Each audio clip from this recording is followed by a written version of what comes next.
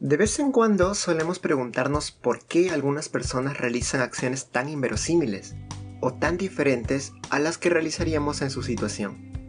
Simplemente no nos imaginamos en su lugar y a veces llegamos incluso a despreciarlas.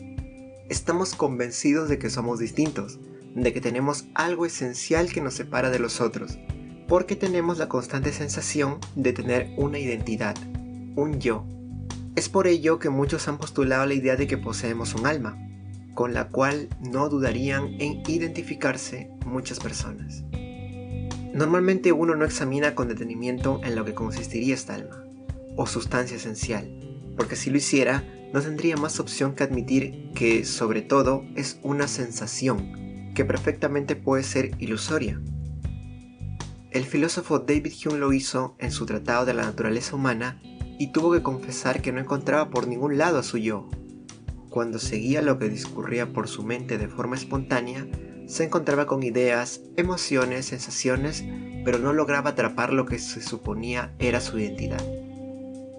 Hume nos dice: el espíritu es una especie de teatro donde varias percepciones aparecen sucesivamente, pasan, vuelven a pasar, se deslizan, se mezclan en una infinita variedad de posturas y situaciones.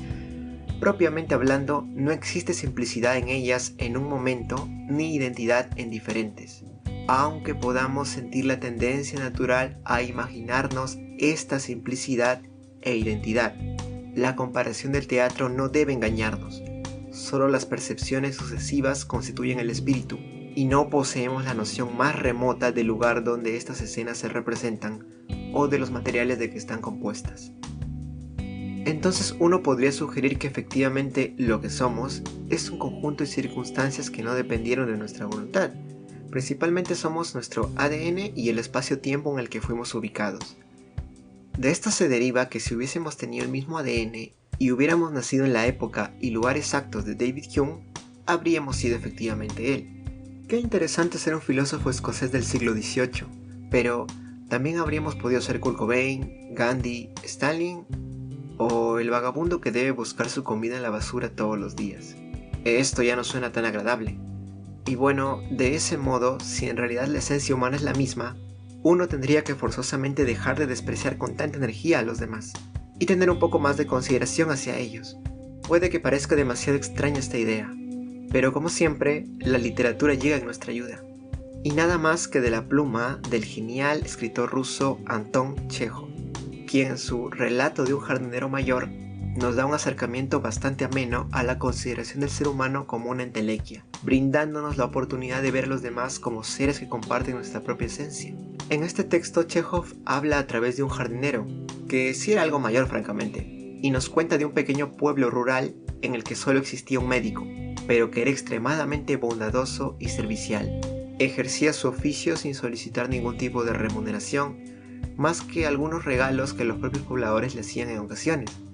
Parecía que el mérito de este buen hombre no tenía límites, y es por ello que la sorpresa de los ciudadanos fue enorme cuando lo encontraron al fondo de un barranco, aparentemente asesinado.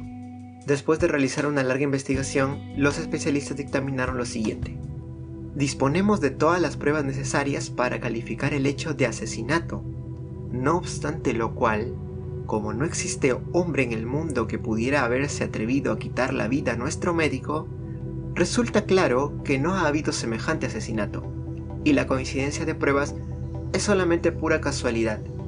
Hemos de suponer, por tanto, que el doctor en la oscuridad se cayó al barranco, falleciendo a consecuencia del golpe recibido. La ciudad entera se mostró de acuerdo con esta opinión. El médico fue enterrado y nadie volvió a hablar de muerte violenta. Se antojaba a todos inverosímil que pudiera existir un ser humano con suficiente bajeza y villanía para matar al doctor. Hasta la villanía tiene sus límites, ¿no es verdad? Imagínense, sin embargo, que de repente, un día, la casualidad hace que se descubra al asesino.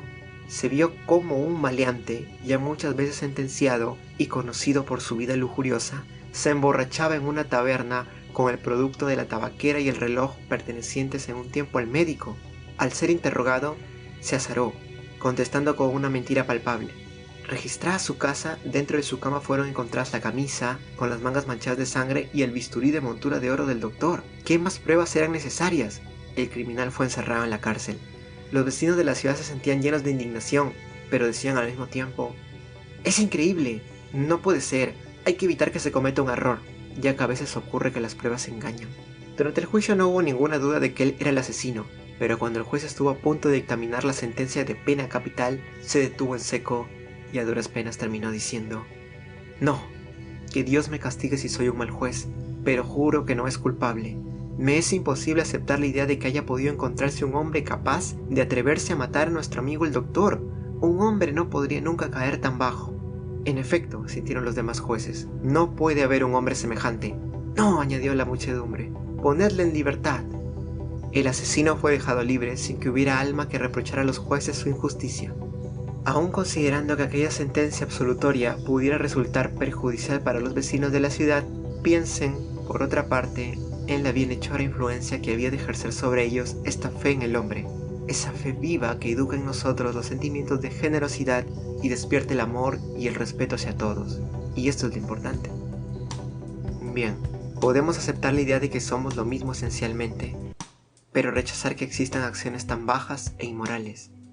O podemos aceptar las acciones atroces y negar por completo la identidad con quienes las ejecutan, alegando que son algún tipo de monstruo totalmente diferente a lo que somos.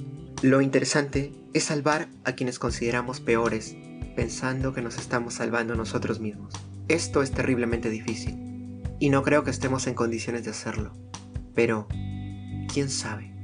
De sorpresas está llena la historia.